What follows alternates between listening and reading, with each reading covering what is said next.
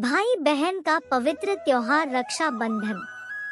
एक समय की बात है, किसी नगर में एक शाहूकार के 3 बेटे और 3 बहुएं रहती थी। शाहूकार की सबसे छोटी बहू बहुत सुशील और संस्कारी थी, साथ ही वह भगवान कृष्ण की अनन्य भक्त थी।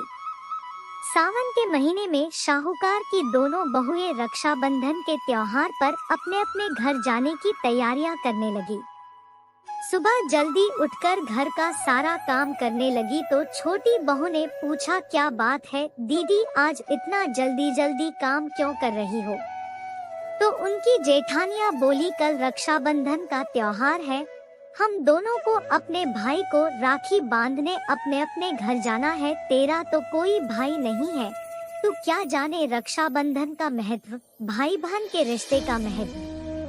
छोटी बहू को ये बात बहुत बुरी लगी और वह भगवान श्री कृष्ण के प्रतिमा के पास खड़ी होकर खूब रोई और बोली, यदि मेरा कोई भाई होता तो आज मैं भी अपने घर जाती।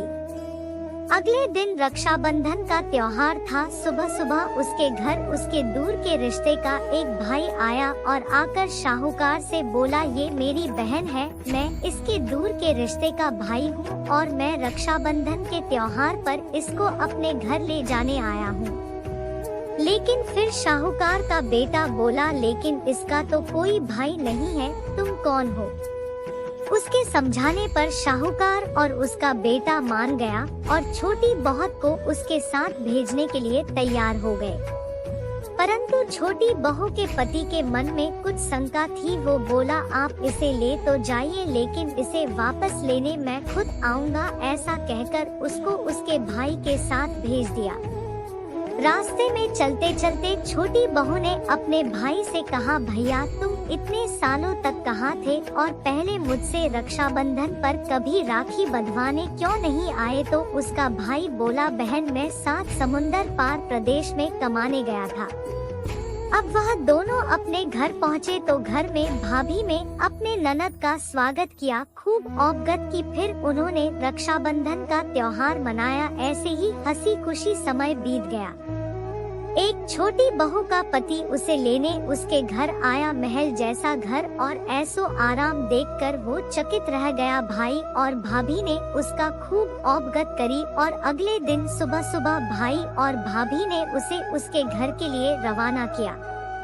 विदा करते समय उसे खूब सोना चांदी हीरे दिए। थोड़ी दूर जाने पर छोटी बहू का पति बोला, अरे मैं गलती से अपना कुर्ता वही भूल आया हूँ। तब वह बोली, कोई बात नहीं, आपका कुर्ता तो पुराना था, इतनी दूर वापस जाएंगे तो घर पहुँचते पहुँचते अंधेरा हो जाएगा। लेकिन उसका पति बोला, नहीं, मैं वापस जाकर अपना कुर्ता ले ही आता हूँ। ऐसा कहकर वो दोनों अपने भाई के घर वापस गए। जैसे ही भाई के घर के पास पहुँचे तो वहाँ उन्होंने देखा भाई के महल जैसे घर के जगह पीपल का एक पेड़ है और उस पेड़ पर छोटी बहू के पति का कुर्ता टंगा है। यह देखकर वह बहुत नाराज हुआ और अपनी पत्नी से बोला, ये क्या काला जादू है? कौन था वो जो तेरा भाई बनकर तुझे यहाँ लेकर आया था?